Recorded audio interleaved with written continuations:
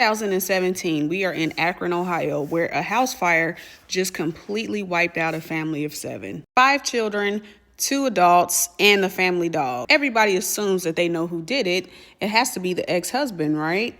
Because he went to jail for setting his wife on fire in the past. But did they have it all wrong? I'm Quee, and I talk about true crime that happened in Ohio that Ohio probably wish we could forget, but victims we will never forget. And this one is crazy. Every Wednesday, I'm going to bring you a story with some twists, some turns, some plot twists, just crazy stuff. And let's get into it. House fire that took out all of these people was no accident. This was arson.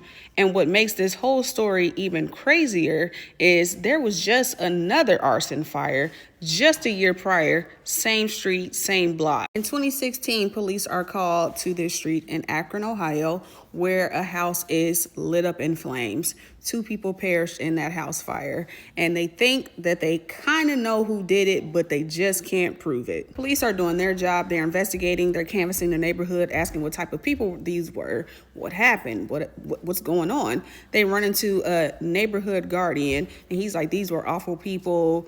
Basically, they got what was coming to them because they hang out with nothing but gamblers, substance sellers, and they're just terrible people.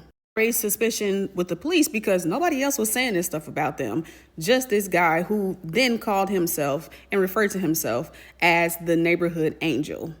The police believe that this guy might actually be the person who did it, but they can't prove it. They had footage. The footage was grainy. They just couldn't put it together until a year later when this arson happens and 7 people perish.